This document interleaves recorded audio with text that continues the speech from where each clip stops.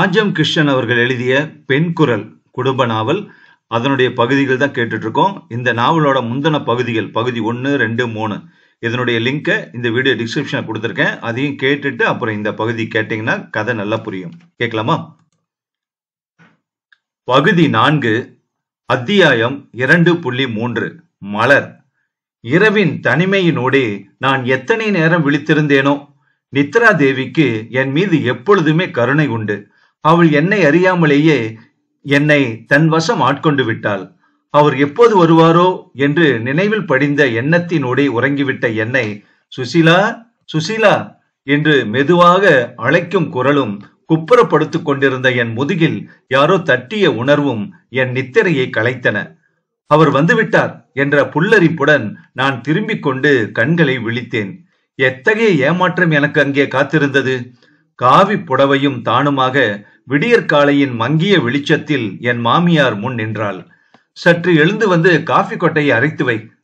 பால்காரன் வந்துவிட்டான் சுசீலா, நான் போய் பார்த்து வாங்க வேண்டும் என்று உதய கீதத்துடன் என்னை எழுப்பிவிட்டு அவசர அவசரமாக சென்றாள் அவள்.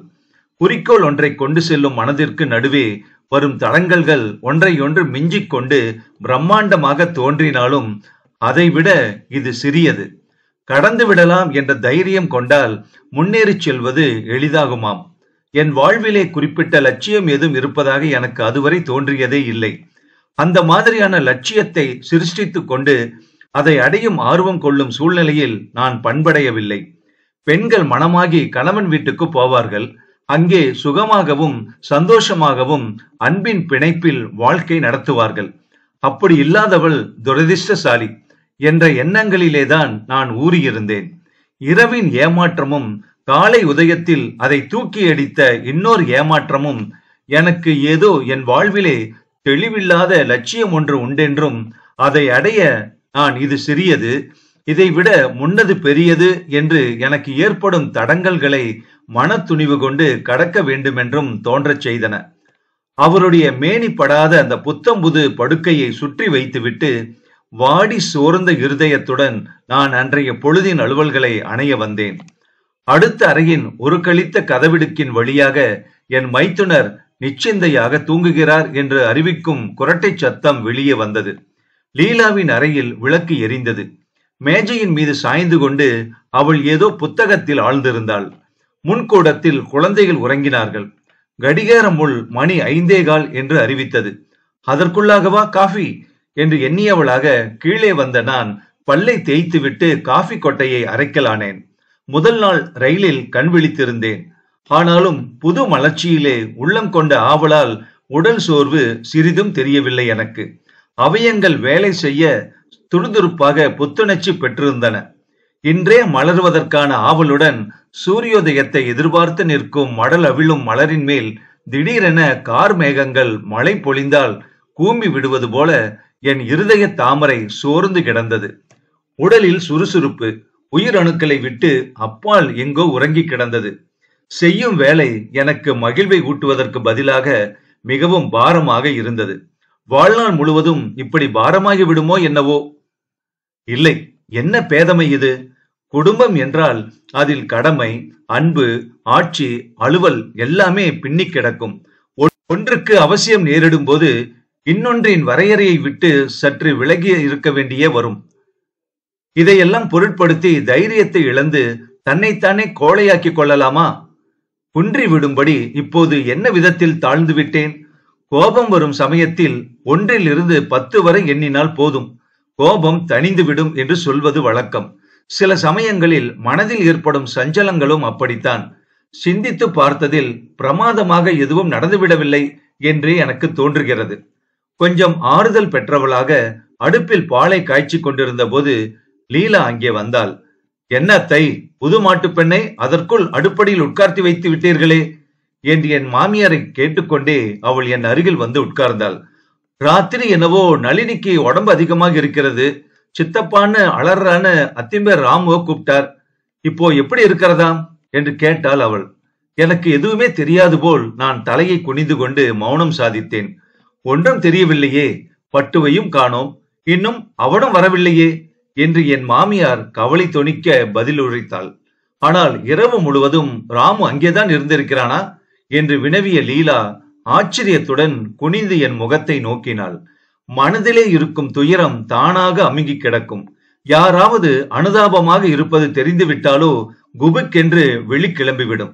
லீலாவின் அனுதாபம் தோய்ந்திருந்த அந்த கேள்வி சாம்பல் பூத்திருந்த என் உள்ள கனலை ஊதிவிட்டு விட்டது. எனக்கு மட்டும் கேட்கும்படியான மெல்லிய குரலிலே பாவம் என்று அவள் பகர்ந்தபோது உண்மையில் எனக்கு அழுகையே வந்துவிடும் போல இருந்தது. ஒரு வேலையை நான் செய்து முடிப்பதற்குள் நாசுக்காக இன்னொரு வேலைக்கு தயாராக கட்டளை இடுவதில் என் மாமியாருக்கு ஈடு அவளேதான். ஒரு நாளைய அனுபவத்திலேயே இதை நான் தெரிந்து கொண்டேன். லீலா கவனித்து விட போகிறாளே என்ற அச்சத்துடன் சாம்பல் கண்களில் பறந்து விட்டது போல பாவனை செய்து கொண்டு கண்களை துடைத்துக் கொண்டேன். பிறகு கரண்டியில் நெருப்பை எடுத்துக்கொண்டு வெந்நீர் அடுப்பு பற்ற வைப்பதற்காக குளிக்கும் அறை பக்கம் போனேன். பல் விளக்கும் பிரஷில் பசையை விட்டுக்கொண்டு அவர் வாயிற்படி அருகே நின்றார். அப்போதுதான் வந்திருக்கிறார் போல இருக்கிறது. சற்று முன்னே என்னவோ சமாதானம் செய்து கொண்டேன். அவரை கண்டதும் அவை அனைத்தும் போன இடம் தெரியவில்லை. போனதுதான் போனாரே, 2 மணியோ 3 மணியோ இருந்து விட்டு பிறகு வந்தாரா? குழந்தைக்கு தந்தை இங்கே சுகமாக குரட்டை விடுகிறார் என்ற கோபம் என் நெஞ்சு குழியிலே திரளாக வந்து நின்றது. அவரை பார்த்தது போலவே காட்டிக்கொள்ளாமல் கை வேலையில் கவனம் செலுத்தலானேன். அவர் என்னையே தான் நோக்கி கொண்டு நின்றார் என்பது எனக்கு தெரிந்திருந்தது. உட்கார்ந்து அடுப்பு மூட்டிக் கொண்டிருந்த என்னை புஜத்தை பற்றி எழுப்பினார். அப்போதும் நான் என் பார்வையை உயர்த்தவில்லை. கோபமா சுசி என்று என் முகத்தை பிடித்து அவர் நிமிர்த்தினார். அவர் குரலிலும் விழிகளிலும் குளவிய கனிவுதான் என்னை எப்படி அவர் வசம் இழுத்தது. யாரேனும் கவனித்து விட போகிறார்களே என்ற அச்சமும் நாணமும் கவ்விக்கொள்ள நான் இல்லை என்று தலையை ஆட்டியவாறு அவர் பிடியிலிருந்து திணறினேன்.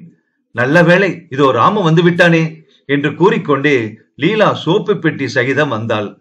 குழந்தைக்கு எப்படி இருக்கிறது என்று அவரிடம் கேட்டாள். நிமோனியா தான், அவ்வளவு சீக்கிரம் ஜுரம் குறைஞ்சிருமா? இப்ப கூட கண்ணை விழிச்சுக்கிட்டு போகாத என்று அழுதாள். இரவெல்லாம் நான் எங்கே போய்விடுவோனோ என்ற பயம் அவளுக்கு. என் கையை பிடித்து கொண்டே இருந்தாள்.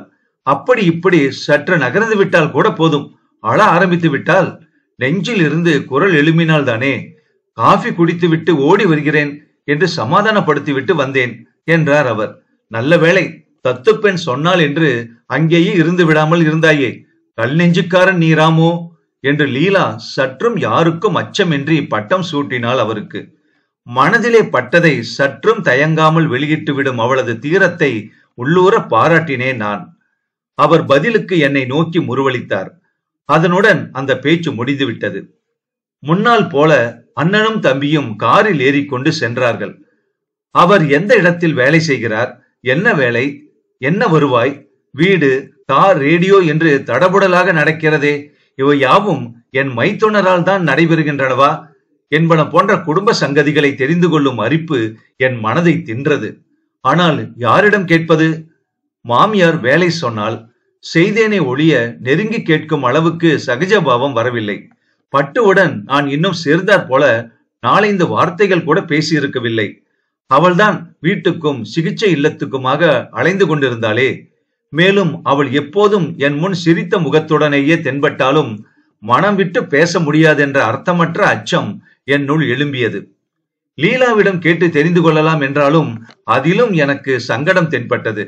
நான் அவரை மணந்து கொண்ட மனைவி, அந்த வீட்டிலே அடியெடுத்து வைத்திருக்கும் மருமகள்.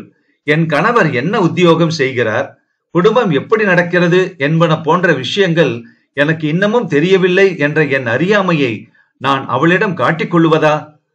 வான வீதியிலே பறக்கும் உல்லாச பறவையைப் போல சுயேச்சமாக நடமாடும் அந்த நாகரீக ராணியிடம் நான் இத்தகைய சமாச்சாரங்களை கேட்பதனால் எனக்கு மட்டுமல்ல, என்னிடம் இதெல்லாம் தெரிவிக்காத அவரிடமும் அவள் வைத்திருக்கும் மதிப்பு குறைந்து போகாதா?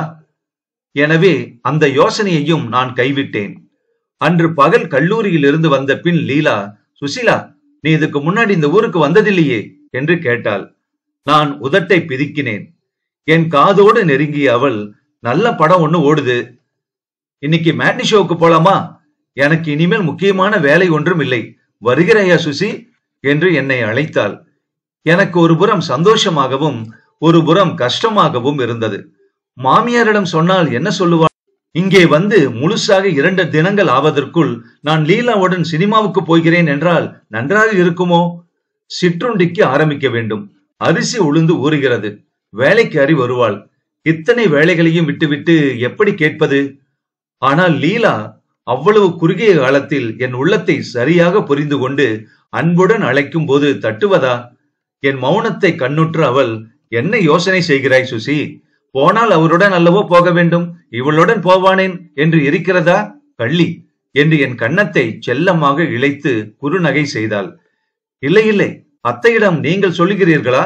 வேலை நிறைய இருக்கிறதே என்று நான் இழுத்தேன். இவ்வளவுதானா?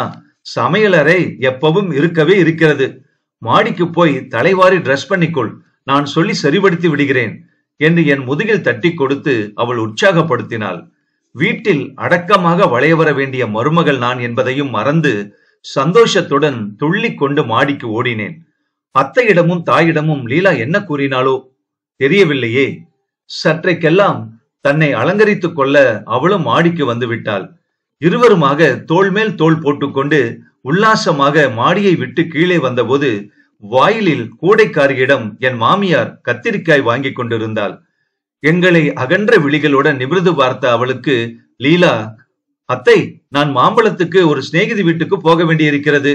இவளும் தான் ஓரிடமும் பார்த்ததில்லையே, எனக்கும் துணையாக இருக்கும் என்று அழைத்து போகிறேன் என்று கூறிவிட்டு பதிலுக்கு கூட காத்திராமலேயே செருப்பு சத்தம் ஒலிக்க என் கையை பிடித்து இழுத்து கொண்டு வெளியேறினாள்.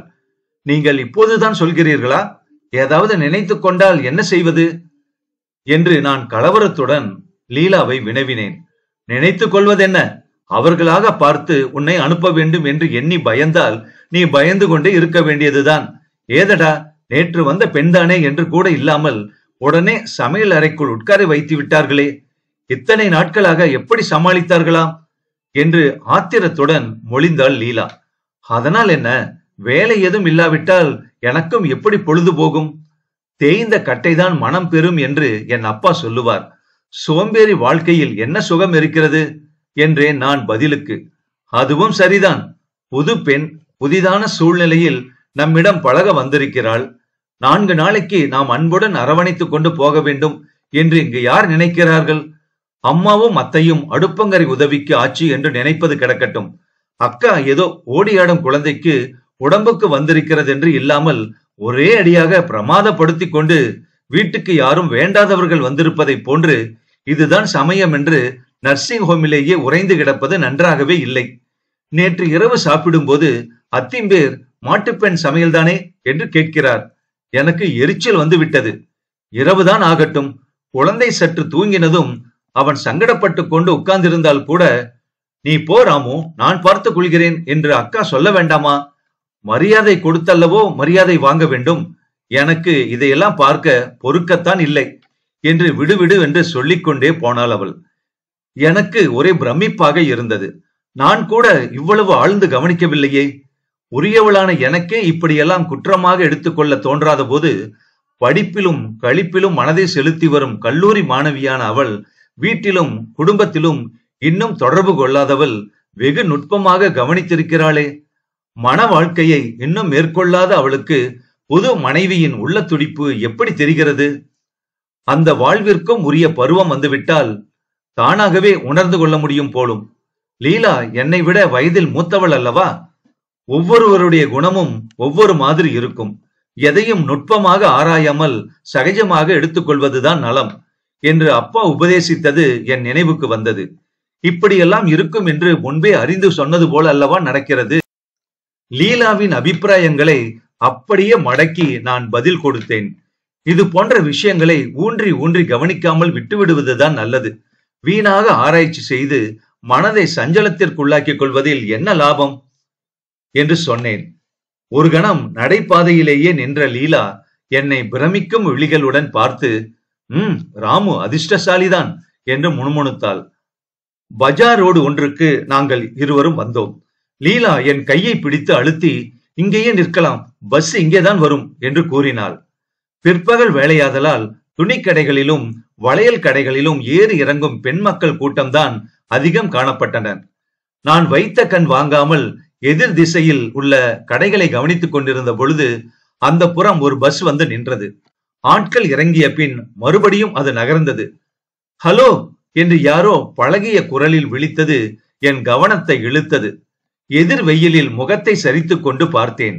பஸ்ஸில் இருந்து இறங்கியவர்களில் ஒருவனான மூர்த்திதான் அப்படி கூப்பிட்டிருக்கிறான். ரஸ்தாவின் குறுக்கே கடந்து எங்கள் அருகில் வந்த அவன், நான் காண்பது மெய்தானா? கண்கள் பொய் சொல்லவில்லையே என்று கூறி முறுவலித்தான்.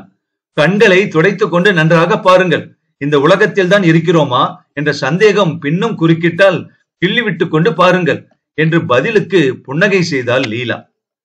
மிஸ்ஸஸ் ராமநாதனுக்கு அருகிலே இருக்க வேண்டியவர் மிஸ்டர் ராமநாதன் ஆயிற்றே என்ற சந்தேகம் ஒருபுறம் இருக்க, என் கண்களிலேயே தட்டுப்படாமல் இந்த பரந்த பட்டினத்தில் எங்கோ ஒளிந்து கொண்டிருந்த லீலாவை இன்று கும்பிட போன தெய்வம் குறுக்கே நின்று மறித்தார் போல காண நேரிட்ட செயல் ஒரு புறமாக என்னை என் கண்களை நம்பிக்கை இழக்கச் செய்து விட்டது என்றான் அவன்.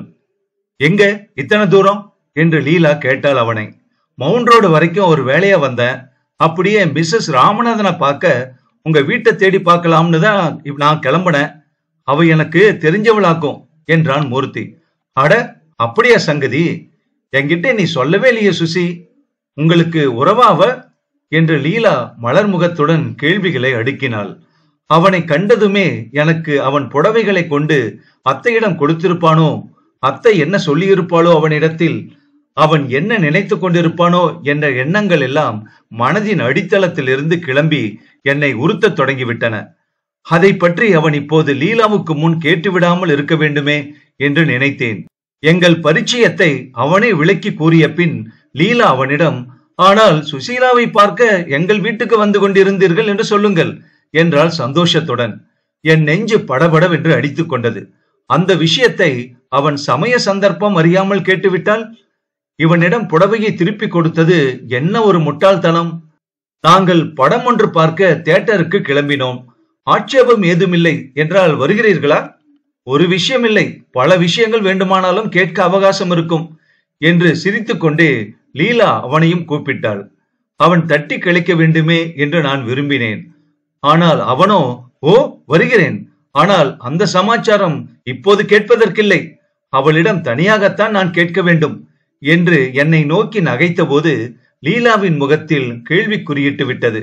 அப்படியானால் எனக்கு தெரியாமல் நீங்கள் அவளை பார்த்து பேச வீட்டுக்கு வந்தது தடைபட்டு விட்டதாக்கும் இப்போது என்ற அவள் கேள்வியில் தொனித்த வேதனையின் கீறல் என் உற்சாகத்தை விழுங்கிவிட்டது. எனக்கு தர்ம சங்கடமாகவும் கஷ்டமாகவும் இருந்தது.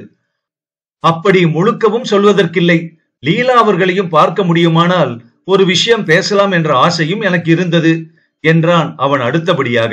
எனக்கு உயிர் திரும்பி வந்தது. உற்சாகமாக ஓஹோ என்று லீலாவை நோக்கி புன்னகை செய்தேன். ஆனால் அதுவும் சொந்த விஷயம், இப்போது பேசுவதற்கில்லை என்றான் மூர்த்தி. லீலாவின் முகம் பட்டு போல் சிவந்தது. மூர்த்தியுடன் அவள் வார்த்தையாடிய விதத்தில் எனக்கு ஏனோ அவளிடத்தில் நான் காணாததொரு புதுமை இருந்ததாக பட்டது.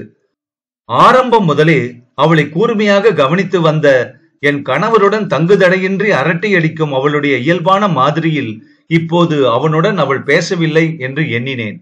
இதற்குள் நாங்கள் எதிர்நோக்கி இருந்த பஸ் வந்துவிட்டது. மூவரும் பஸ்ஸில் ஏறி உட்கார்ந்ததும் லீலா சொன்னாள், நீங்கள் நினைத்தது முற்றும் தவறு. எங்கள் இருவரையும் வீட்டிலே தனித்தனியே சந்தித்து பேசுவது என்பது முடியாத காரியம். அது கிடக்கட்டும், நீங்கள் தனியாக பேசும் விஷயங்களை நாங்கள் உடனேயே பரிமாறிக்கொண்டு விடுவோம். அதற்கென்ன சொல்கிறீர்களாம் என்றாள் அவள். அது உங்கள் சொந்த விஷயம், அதை பற்றி எனக்கு என்ன? நீ முடியாது என்கிறாய் அல்லவா? நான் உங்கள் வீட்டிலேயே நான் கூறியபடி சந்தித்து கேட்க வேண்டியவற்றை கேட்கிறேனா இல்லையா பாருங்களேன் என்று அவன் புதிர் போட்டான். என்னையும் மறைத்து லீலாவிடம் அவனுக்கு சொந்த சமாச்சாரம் என்ன இருக்கும் என்பதை நான் யூகித்துக் கொள்ள பல தடைகள் தெரிந்தன. அவளை கண்டதும் அவன் முகம் அப்படி மலர்வானேன்? அவளுடன் பேசும்போது குரலில் அத்தனை மகிழ்ச்சி தாண்டவமாடுவானேன்? என்னிடம் தனியாக ஒரு சங்கதி கேட்க வேண்டும் என்று அவன் தெரிவித்த போது லீலாவின் இருதயம் சுருங்குவதை முகமண்டலம் உடனே எடுத்து காட்டுவானேன்? என் பங்குக்கு நான் நகைத்ததும் அவன் சொந்த விஷயம் அதுவும் என்று கூறியதும் அவள் முகத்தை குங்குமமாக ஆக்குவானேன்? இன்னும் அன்றைய பொழுதில் நான் நினைத்தபடி அவள் வெற்று உள்ளத்துடன் இருக்கவில்லை என்பது நன்கு புலப்படும்படி பல சந்தர்ப்பங்கள் ஏற்பட்டன. 2 2 4 என்று அறிய பெரிய பெரிய கணக்கு போட வேண்டுமா என்ன? சந்தோஷத்துடன் நாங்கள் படம் பார்த்துவிட்டு வெளியே வந்த பின்னும் மூர்த்திக்கு போக வேண்டுமே என்று இருந்தாலும், நேரமாகவில்லை, இன்னும் கடற்கரைக்கு வருவதானால் நானும் உங்களுடன் வருவேன் என்றான் அவன். எனக்கு அடிமனதில் அச்சம் துடித்தது. எங்கே லீலா சரி என்று கூறிவிடப் போகிறாளோ என்று நான் வேண்டாம் இப்போது என்று அவள் காதை கடித்தேன். இவள் இருக்கிறாளே, நான் கூப்பிடும் போதே அவர் இல்லாமல் வரமாட்டேன் என்று கூறினாள். இப்போது வீட்டுக்கு அவர் வந்து விடுவாராம். துடியாய் துடிக்கிறாள் என்று லீலா என் கையை பிடித்து நறுக்கென்று கிள்ளினாள். ஓ, நான் மறந்தே விட்டேனே. ரொம்பவும் உண்மை. சொல்லவும் முடியாமல் மெல்லவும் முடியாமல் தவித்துக் கொண்டிருப்பாள். சரி, அப்படியானால் நான் வரட்டுமா? நாளைக்கு வருகிறேன் என்று எங்களிடம் அவன் விடைபெற்றுக் கொண்டான். நாங்கள் திரும்பும் போது லீலா என்னுடன் விசேஷமாக எதுவும் பேசவில்லை. ஏதோ ஆழம் காணாத சிந்தனையில் லயித்து விட்டாள் என்பதையும், அவள் மனம் எங்கோ வானத்தில் பறக்கும் பட்டாம்பூச்சி போல் சஞ்சரித்துக் கொண்டிருக்கிறது என்பதையும் அவள் மௌனமும் என் கேள்விகளுக்கு சம்பந்தமில்லாத அவளுடைய பதில்களும் புலப்படுத்தின. வீட்டில் நாங்கள் திரும்பி அடியெடுத்து வைத்ததுமே ஒளிவுள்ள சந்திரனை பிடிக்க வரும் ராகு போல் எங்கள் மகிழ்வு மறையும்படி பட்டு லீலாவை நோக்கி, ஏண்டி லீலா, அவளையும் கூட்டிக்கிட்டு ஊர் சுத்த இதுதானா சமயம்? நானும் வீட்டுல இல்ல. அத்தை ஒண்டிக்காரியா ஊர்பட்ட வேலைகளோட சிரமப்படுறா. குழந்தைகள் புருஷர்கள் எல்லாமே காஃபிக்கு வருகிறாங்க. மயிலாப்பூர்ல இருந்து ஜெயமும் மச்சினரும் வேறு அவளை பார்க்க வந்துட்டு போனாங்க. வீடு திமிலோகப்படுது. இன்னும் 4 நாட்கள் கழித்து போக கூடாதா வெளியே? வீட்டுல சமய சந்தர்ப்பம் தெரிய வேண்டாமா என்று சில் என்று விழுந்தாள். இந்த சூடு லீலாவுக்கு மட்டுமல்ல, எனக்கும் தான் முக்கால் வாசியும் என்று என் உள்ளத்தில் சுரீர் என உரைத்தது. நான் குற்றவாளியை போல நின்றேன். சமயம் என்ன சமயம்? இந்த வீடு எப்போதும் தான் திமிலோகப்படும். அத்தை ஒண்டிக்காரியாக சிரமப்படுவது இன்று ஓரகத்தி வந்த பிறகுதான் கண்களில் உறுத்துகிறதாக்கும். அடாடாடா என்று ஏளனமும் கேலியும் கலந்த குரலில் கூறிய அவள் விடுவிடுவென்று யாரையும் லட்சியம் செய்யாதவளாக மச்சுப்படியில் ஏறினாள். அத்தியாயம் 2.4 மலர். மறுநாள் சனிக்கிழமை ஆதலால் லீலா வீட்டிலேதான் இருந்தாள். எனக்கு வெளியில் எட்டி பார்க்க கூட அவகாசம் இல்லாதபடி சமையல் அறை அலுவல்கள் அத்தனையும் வெகு சுவாதீனமாக அதற்குள் என்னை பற்றி கொண்டு விட்டன. முன்னால் அவர் வீட்டிலேயே தங்கவில்லை. சிகிச்சை இல்லமும் குழந்தையும் அவரை பிடித்து பசை போட்டு ஒட்டி கொண்டு விட்டன. கர்ப்பிணியாக இருந்த பட்டுவை டாக்டர் இரவு கண் விழிப்பது கூடாது என்று கூறிவிட்டதனால் அவள் முழு பொறுப்பையும் அவர் தலையிலேயே கட்டிவிட்டு வீடு வந்து விட்டாள். ஏற்கனவே உன் உடம்பு பூஞ்சை. ரா பகலாக கண் விழித்தால் உனக்கு ஆகாது. ராமுதான் இருக்கிறானே, குழந்தைக்கு உடம்பு சரியாகும் வரை பார்த்துக் கொள்கிறான். குழந்தையும் அவனிடமே தானே ஒட்டி கொண்டிருக்கிறாள் என்று என் மாமியார் வேறு செல்ல மருமகளுக்கு இதமாக பரிவு காட்டினாள். குழந்தையின் அருகில் இருக்க தாய்க்கு பதில் வீட்டிலே வேறு பெண் மக்களே அஸ்தமித்து விட்டார்களா?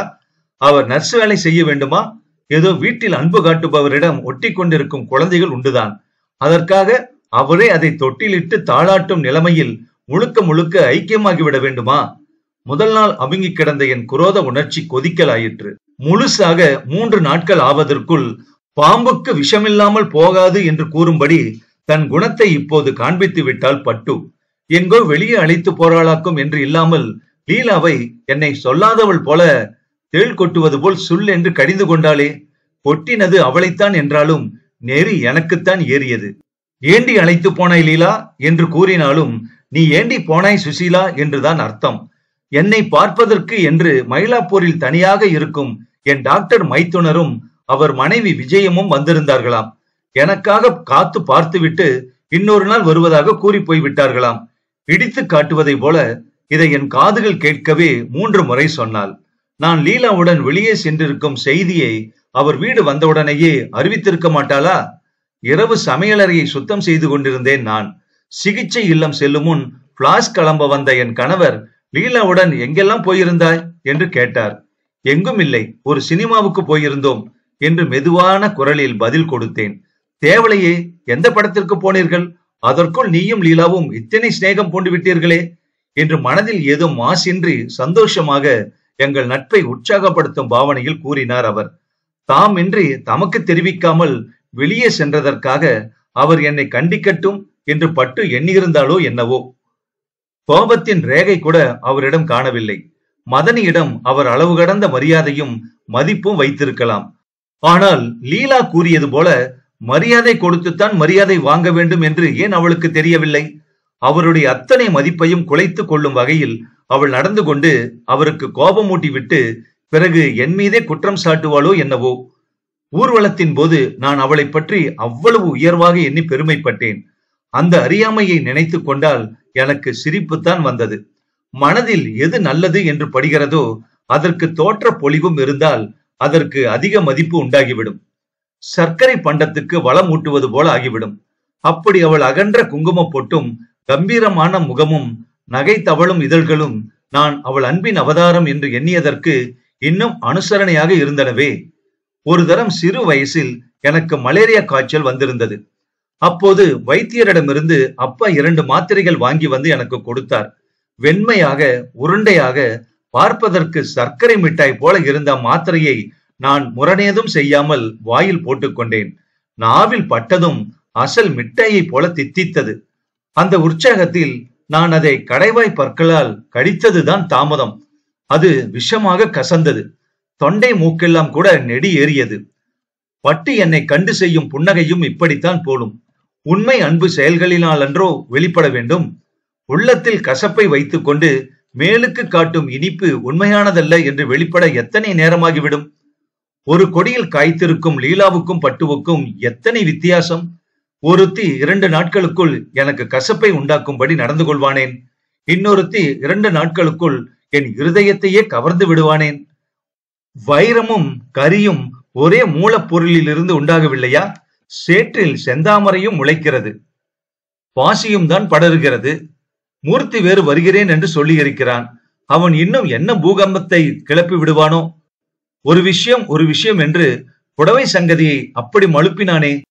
இங்கே தனியாக என்னை கண்டு என்ன சொல்ல போகிறானோ என்ற கவலை வேறு என் மன சஞ்சலத்துக்கு சூடேற்றியது. அன்று பகலில் அரிசி அரைத்துக் கொண்டிருந்தேன் நான். லீலா வந்து, மூர்த்தி வந்திருக்கிறார் சுசி என்று எனக்கு ஒரு செய்தி தெரிவித்தாள். கலவரத்துடன் நான், எங்க, கீழையா மாடியிலா என்று கேட்டேன். கீழேதான் நிற்கிறார். அவர் வருவதை பார்த்துவிட்டு உன்னிடம் கூறத்தான் வந்தேன். நீ போ, நான் மாவு அரைக்கிறேன் என்று என்னை அவள் எழுப்பினாள். அவள் என் ஸ்தானத்தில் அமர்ந்து கொண்டாள். கையை அலம்பி துடைத்துக் கொண்டு புடவையை சரி செய்து கொண்டு உமிழ்நீரை விழுங்கி மனதை திடம் செய்து கொண்டவளாக நான் சமையலறையை தாண்டி வந்தபோது அவன் பக்கத்தில் உள்ள சாப்பிடும் அறையிலேயே வந்து நின்று புன்முறுவல் பூத்தான். அவன் கையில் இருந்த அந்த புடவை பொட்டலத்தை கண்டதும் எனக்கு திக்கென்றது. அத்தை திருப்பி அனுப்பிவிட்டாளா என்ன? நன்றாகத்தான் இருக்கிறது அந்த புடவைகள் அவனுடன் போவதும் வருவதும். மாமி இவைகளை உனக்காகவே வாங்கினாளாம். நீயே அவளிடம் திருப்பி கொடுத்து விடுன்னு சொல்லிட்டாங்க என்றான் அவன். என் அசட்டுத்தனத்தையும் அத்தையகத்து அவமரியாதையையும் அவன் அறிந்து கொண்டிருப்பானா?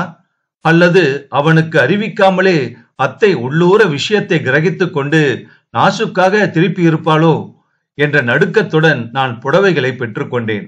பின்னாலேயே வந்து நின்ற என் மாமியார், என்னது, ஆமா, யார் இந்த பிள்ளை என்று கேட்டாள். அவள் படபடத்த கேள்வியிலேயே இரும்பின் கடினமும் வேம்பின் கைப்பும் எனக்கு புலனாயின. அத்தை எனக்கு 2 புடவைகள் வாங்கி அனுப்பியிருக்காங்க. அத்திம்பேருக்கு தமக்கை பிள்ளை இவர் என்றேன் நான் சுருக்கமாக. உடனேயே அவள் அவனிடம் மலர் முகத்துடன் குலம் கோத்திரம் முதற்கொண்டு விசாரிக்க ஆரம்பித்து விட்டாள். தன்னை பற்றிய விஷயங்களை மூர்த்தி கூறும்போது தன்னுடைய கண்கள் 4 புறமும் சுற்றி அலைந்ததை நான் கவனிக்காமல் இல்லை. அவனை அங்கேயே நிற்க வைத்து பேசியது எனக்கு ஏதோ போல இருந்தது என்றாலும் பெரியவளான மாமியார் பேசாமல் இருக்கும்போது நான் உட்காருங்கள் என்று உபசரிக்கலாமா? ஒரு டம்ளர் காஃபி கொண்டு கொடுக்கலாமா? சங்கடத்துடன் கையை பிசைந்த வண்ணம் சிறிது நேரம் நின்றேன். அந்த வீட்டுக்குள் காலடி எடுத்து வைத்த சமயம் எனக்கு எத்தனையோ சுதந்திரம் இருக்கும் என்று மனப்பால் குடித்திருந்தேன். இப்போது என்னுடைய சுதந்திரத்தை பரிசோதிக்கக்கூடிய சந்தர்ப்பம் வந்திருப்பதாகத்தான் எனக்கு பட்டது. நிஜமாக எனக்கு அவ்வளவு சலுகை இருப்பதாக நான் நினைக்கும்படியான சூழ்நிலை இருக்கவில்லை. எனினும் தைரியத்துடன் உள்ளே வந்து அவனுக்கு காஃபி தயாரித்தேன். அரைக்கும் வேலையை முடித்துவிட்டு லீலா கையை அலம்பிக் கொண்டிருந்தாள். அவருடைய கண்கள் உங்களை தேடுகின்றன என்று அவள் காதோடு கூறிவிட்டு நான் செல்லுவதற்குள் உட்காராமலேயே பேசிவிட்டு மூர்த்தி, சரி நான் வரட்டுமா சுசீலா என்று அங்கு இருந்தபடியே கூவினான். இல்லை இல்லை, இருங்கள், இதோ காஃபி சாப்பிட்டு விட்டு போகலாம் என்று நான் டம்ளரும் கையுமாக விரைந்தேன். அவன் கவனம் என் மாமியாரின் கையிலே லயித்திருந்தது. நான் அப்படியே கீழே வைத்து போயிருந்த புடவை பொட்டலம் மாமியாரின் கையில் இருந்தது. இப்போது மேலே இருந்த காகிதத்தை நீக்கி அவள் புடவைகளை எடுத்தாள். நாங்கள் பார்த்து கொண்டிருக்கும் போதே அதிலிருந்து ஒரு கடித உரை கீழே விழுந்தது. கடிதாசி ஏதோ எழுதி வச்சிருக்காங்க போல இருக்கே, அதை எடு சுசீலா என்று என் மாமியார் கூறும் முன் நான் குனிந்து அதை எடுத்தேன். கொட்டை கொட்டையாக லீலா என்று விலாசமிடப்பட்டிருந்தது. அதில் விஷம சிரிப்புடன் நான் அதை திருப்பி வைத்துக் கொண்டு மூர்த்தியை பார்த்தேன். நீரில் முழுகி எழுந்தவனைப் போல அவன் முகபாவம் இருந்தது. நல்ல வேளை தப்பினேனே என்று சொல்லுவது போல் தென்பட்டது. கவனித்திருந்தால் கூட என் மாமியாருக்கு ஆங்கிலம் புரிந்திருக்காதுதான். என்றாலும் ஆபத்து ஆபத்து தானே. சரி, நான் வரட்டுமா மாமி என்று விடைபெற்றுக் கொண்ட அவனை பின்தொடர்ந்து நானும் சென்றேன். அறையின் வாயிற்படியிலே பிளாஸ்கும் கையுமாக பட்டு சிகிச்சை இல்லத்திலிருந்து வருபவள் எதிர்பட்டாள். மூர்த்தியை கண்டு யார் இவன் என்ற கேள்வி அவள் முகத்தை சினுக்கியது. நானாக அவன் யார் என்பதையும் வந்த காரியத்தையும் அவளுக்கு தெரிவித்தேன். வாசல் வரை அவனை தொடர்ந்து சென்ற என்னிடம் அவன் மெதுவான குரலில், லீலாவிடம் அதை கொடுத்து விடுகிறாயா என்றான் கெஞ்சும் பாவனையில். இல்லை, கொடுக்க மாட்டேன் என்று சிரித்த வண்ணம் பொழிந்துவிட்டு குதூகலம் பொங்க குதித்துக் கொண்டே 2 படியை ஒரு படியாக தாண்டி மச்சுப்படியில் ஏறினேன். ஒன்றுபட்ட 2 உள்ளங்களின் தவிப்பு எனக்கு அவ்வளவு ஆனந்தத்தை கொடுத்தது. பின்கட்டு வழியாகவே அவள் மாடிக்கு சென்று விட்டாள் என்று எனக்கு தெரியும். அறையின் வாசற்புறம் முதுகை காட்டிக்கொண்டு நாற்காலியில் அமர்ந்திருந்தாள் அவள். கடிதத்தை பின்னால் மறைத்துக் கொண்டு நான், அவர் உங்களை தேடு தேடு என்று தேடினார், நீங்கள் இங்கு வந்து கோபித்துக் கொண்டு உட்கார்ந்திருக்கிறீர்களே, பாவம், அவரை வர சொல்லிவிட்டு இப்படி ஒரு வார்த்தை கூட அவரிடம் பேசாமல் இங்கு வந்து உர்ரென்று நீங்கள் உட்கார்ந்திருப்பது எனக்கு நியாயமாகவே படவில்லை. நண்பர்கள் என்றால் இப்படித்தான் இருப்பார்களாக்கும், அதுவும் சாமானியமான நண்பர்கள் கூட இல்லை என்று நான் இழுத்தேன். என்ன உளறுகிறாய் சுசீலா? சாமானிய நண்பர்கள் இல்லாமல் பின் என்னவாம்? சங்க கூட்டங்களில் சந்திக்க நேரிட்டிருக்கிறதே ஒழிய சேர்ந்தாற் போல அவருடன் 10 வார்த்தைகள் பேசியதே நேற்றுத்தான் என்று மூடி மறைத்து லீலா என்னிடம் மெழுகினாள். ஓஹோ, ஆனால் வாய்ப்பேச்சை விட கண்களின் உறவுக்கு அதிக சக்தி உண்டு என்று தெரியாதா எனக்கு? சொந்த விஷயம் என்று அவர் பேச வந்திருக்கிறாரே, எங்காவது வர சொல்லி இருக்க கூடாதா? அவர் ஏமாற்றத்தை எனக்கு பார்க்கவே சகிக்கவில்லை என்றேன் நான். நீ மிகவும் அதிக பிரசங்கி சுசீலா. கண்கள் பேசுவது, காதுகள் உறவாடுவது எல்லாம் உனக்குத்தான் தெரியும். சொந்த விஷயம் ஒன்றும் இருக்காது. அடுத்த கூட்டத்தில் யார் எதை பற்றி பிரசங்கம் செய்ய போகிறார்கள் என்று சொல்லுவார். மூடி மூடி பேசுவதே அவருடைய வழக்கம். உன் அத்தை கொடுத்து அனுப்பியிருக்கும் புடவைகளையும் ஊரில் எல்லோரும் சௌக்கியம் என்று நெல்லுக்குள் அரிசி சமாச்சாரத்தையும் வைத்துக் கொண்டு உன்னிடம் அப்படி கூறினாரே என்ற முகத்தை நான் பார்க்க முடியாதபடி லீலா திருப்பிக் கொண்டாள். அது போன்ற சங்கதிகளுக்கு கடிதம் கூட எழுதுவாராக்கும் என்றேன் நான். சூடுண்ட உடம்பில் உஷ்ணமானியை வைத்த உடனே பாதரசம் விறுவிறு என்று ஏறுவதில்லையா? என் கேள்வி அவள் அமுக்கி வைத்திருந்த ஆவலையும் துடிப்பையும் அவளுடைய பாசாங்கை மீறி கொண்டு எழுப்பிவிட்டது. ஏன் சுசீலா, ஏதாவது கடிதம் கொடுத்தாரா என்று பரபரப்போடு கேட்ட அவள் என் கையில் இருந்த கடிதத்தை பார்த்து விட்டாள். அப்படி வாருங்கள் வழிக்கு என்று நகைத்த நான், நல்ல வேளையாக தப்பினீர்கள். அத்தை அனுப்பிய புடவை பொட்டலத்தில் அதை பத்திரப்படுத்தி இருக்கிறார் என்று நான் கண்டேனா? அலட்சியமாக கீழே வைத்து விட்டு வந்தேன். அம்மா எடுத்து அதை பார்த்து விட்டார். நல்ல வேளை, விலாசம் புரியவில்லை. அத்தை எனக்கு கடிதம் வைத்திருப்பதாக நினைத்துக் கொண்டிருக்கிறார். மூர்த்தியின் முகத்தை நீங்கள் பார்க்கவில்லையே அப்போது என்று அவளிடம் கடிதத்தை கொடுத்தேன். என்று கீழே இருந்து வந்த குரல் என்னை உலுக்கியது. கீழே ஓடி வந்த என்னை மாமியார் ஓடி ஓடி பச்சை குழந்தைய போல நாளும் கிடக்க நடுவுல போயிடுறியே, இந்தா புடவைய வாங்கி கொண்டு போய் வச்சுட்டு அடுப்புல தோசைக்கல்ல போடு என்று என்னை கடிந்து கொண்டாள் என் மாமியார். இரவு வேலைக்காரி கவனியாமல் போய்விட்டிருந்த எங்கள் அறையை பெருக்கிக் கொண்டிருந்தேன் நான். சிகிச்சை இல்லத்துக்கு கிளம்பிக் கொண்டிருந்த என் கணவர் உள்ளே வந்தார். அன்று மாலை காரியாலயத்திலிருந்து வந்த பின் அவருக்கு என்னுடன் பேசவே சந்தர்ப்பம் வாய்க்கவில்லை. உன் அத்தை உனக்கு புடவைகளை வாங்கி அனுப்பியிருக்கிறாளாமே சுசி, என்னிடம் நீ அதை காட்டவே இல்லையே என்று கேட்டார்.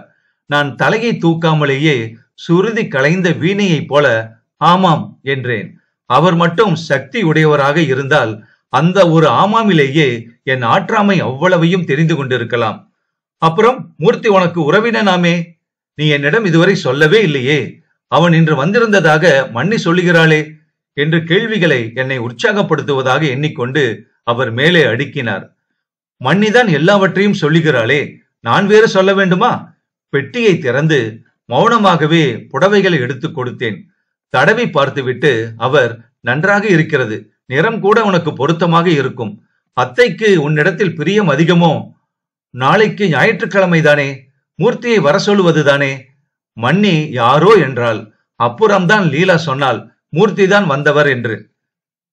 இதை கூறிவிட்டு என் மனதை குலைத்த மாய புன்னகை ஒன்று புரிந்தார் அவர். உங்களுக்கு அவனை தெரியுமா என்று நான் மெல்ல கேட்டேன். லீலாதான் எனக்கு ஒரு தரம் அவனை அறிமுகம் செய்வித்தாள். அதிலிருந்து எப்போதாவது சந்தித்தால் புன்னகை செய்வான். நானும் நின்று 2 வார்த்தைகள் பேசுவேன். இனிமேல் நெருங்கி பழக்கம் செய்து கொண்டால் போகிறது என்றார் அவர். நான் பதில் ஏதும் கூறவில்லை. இந்த ஆண்களுக்கே பெண்களின் பேதை உள்ளத்தின் பலவீனம் நன்கு தெரிந்திருக்கிறது. கெஞ்சலிலும் கொஞ்சலிலும் முகஸ்துதியிலும் பெண்கள் மயங்கி விடுவார்கள் என்பதை நன்கு அறிந்திருப்பதால் தான் சமயத்திற்கு அவர்களை ஆட்டி வைக்கும் ஆயுதங்களாக பயன்படுத்திக் கொள்வதில் ஆண்கள் வல்லவராக இருக்கிறார்கள். சுவரோரமாக சாய்ந்து நின்ற என் தோள் மீது கையை வைத்து அவர் என் காதில், குழந்தைக்கு இன்னும் 4-5 நாட்களில் உடம்பு சரியாகிவிடும் சுசி. மன்னிக்கு உடல்நிலை சரியாக இல்லை.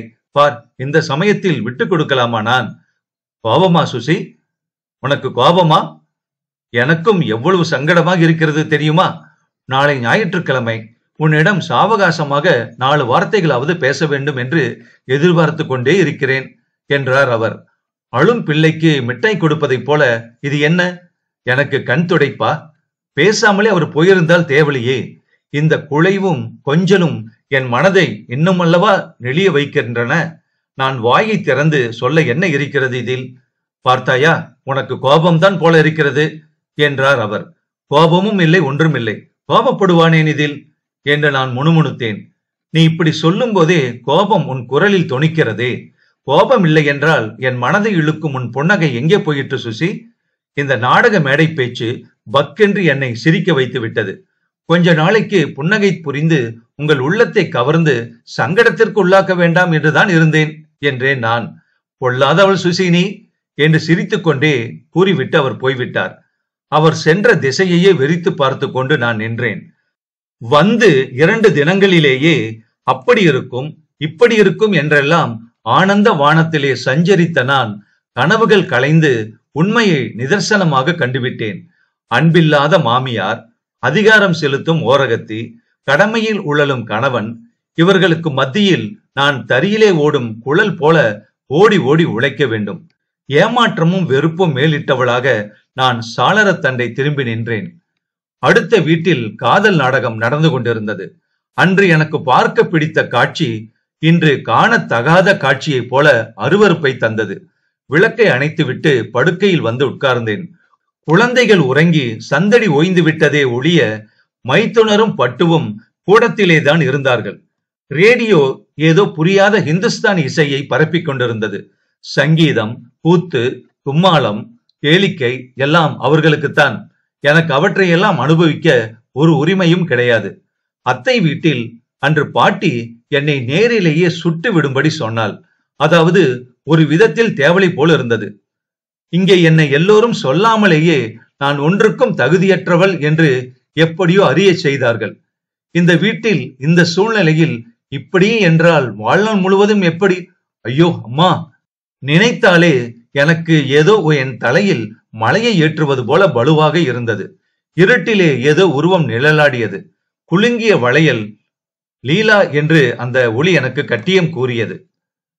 வாயிற்படியில் காலை வைத்த அவள், விளக்கை அணைத்து விட்டு இருட்டிலே உட்கார்ந்திருக்கிறாயே சுசி, நீ தூங்கி விட்டாயாக்கும் என்றல்லவா நான் எண்ணினேன் என்றாள் லீலா. ஆமாம், கொஞ்ச நேரம் உட்கார்ந்திருப்பேன். தூக்கம் வந்தவுடன் அப்படியே படுத்து விடலாம் அல்லவா? அப்புறம் எழுந்து விளக்கை அணைக்க சோம்பலாக இருக்காதா என்று மெல்ல நகைத்த நான் விளக்கை ஏற்றிவிட்டு அவளை வரவேற்றேன். அப்போதைய என் நிலையில் அவள் வருகை சூடுபட்டு கன்றி போன தோளின் எரிச்சலில் தேங்காய் எண்ணெய் பட்டது போன்ற இதத்தை கொடுத்தது. மேஜை அடியில் கிடந்த நாற்காலியில் அமர்ந்த அவளை நான் மூர்த்தியின் கடிதத்தை கொடுத்த பிறகு அப்போதுதான் கவனித்தேன். மனதிலே கரை புரளும் அவள் மகிழ்ச்சி அவள் முக அழகை மிகைப்படுத்தி காண்பித்தது. நிதானம் இல்லாமல் துள்ளி திரியும் அவளுடைய படபடப்பு சுபாவம் அடங்கி நிறை குடத்தின் பொலிவை நினைப்பூட்டியது எனக்கு. நான் அவளை ஆராய்ந்து கொண்டிருக்க அவள் என்னை ஆராய்ந்திருக்கிறாள். ராமு இத்தனை முட்டாளாக இருப்பான் என்று நான் எண்ணவில்லை. என்ன சுசி என்றாள் மெதுவாக. நான் உடனே பேச்சை மாற்றி, மூர்த்தி உங்கள் இளைஞர் மன்றத்து விஷயமாகத்தான் எழுதியிருந்தாராக்கும் என்றேன். அவள் நான் கேட்டதை விட்டுவிட்டு, நீ மிக நன்றாக பாடுவாயாமே சுசி, ராமு சொல்லியிருக்கிறானே என்றாள். அப்படி பெருமை அடித்துக் கொண்டாராக்கும். நான் கேட்டதை விட்டுவிட்டீர்களே. மூர்த்தி இத்தனை சாமர்த்தியக்காரராக இருப்பார் என்று நான் எதிர்பார்க்கவே இல்லை. உல்லாசமான வானம்பாடி போல் பறந்து திரிந்து கொண்டிருப்பதாக நான் நினைத்த லீலாவை தந்திரமாக மனச்சிறைக்குள் பிடித்து வைத்துக் கொண்டிருக்கிறாரே. பொய்க்கோபம் கொண்டவளாக என் கையை பிடித்து அழுத்திய லீலாவின் சூடேறிய முகம் பார்க்க இன்னும் அழகாகத்தான் இருந்தது. ஆமாம், இல்லை இல்லை, நான் தப்பாக சொல்லிவிட்டேன், கோபப்படாதீர்கள். அவர் தந்திரம் எதுவும் செய்யவில்லை, தானாகவேதான் இந்த பறவை கூண்டுக்குள் என்று கூறி நான் முடிப்பதற்குள் அவள் குறுக்கிட்டாள். சுசி, நீ இந்த மாதிரி எல்லாம் பேசக்கூடாது. பழக்க தோஷத்தால் அப்புறம் நீ பாட்டில் அம்மா, அத்தை, அக்கா எல்லோரும் இருக்கும் சமயத்தில் ஏதாவது உளறி வைத்து விடப் போகிறாய் என்று என்னை எச்சரித்தாள். தெரிந்தால் என்னவாம், ஒரு நாளைக்கு தெரிய வேண்டியதுதானே. தலைவியின் மன ஒழுக்கத்தை குறிப்பாக பெற்றோருக்கு தெரிவிக்க வேண்டியது தோழியின் கடமை இல்லையாக்கும் என்று நான் கேட்டேன். வெகு அழகுதான் போ. அப்புறம் சங்ககாலத்து பெற்றோர்களைப் போல உடனே எங்களை அழைத்து மனம் நடத்தி விடுவார்கள் என்று எதிர்பார்க்கிறாயாக்கும். அப்போது எனக்காக காத்து கொண்டிருக்கும் வரதன் என்னாவது? அவர் 3 வருடங்களாக பார்த்து பார்த்து எனக்காக ஊட்டியில் கட்டும் பங்களா என்ன ஆவது?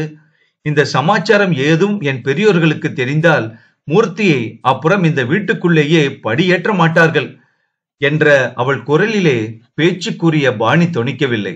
நகை இருக்க வேண்டிய இடத்தில் சோகம் ஒளிந்திருந்தது. பாகவதர் சுகமாக ஆலாபனம் செய்யும் போது அபஸ்வரம் விழுந்துவிட்டது போல நான் உணர்ந்தேன். அது யார்? யார் அந்த வரதன்?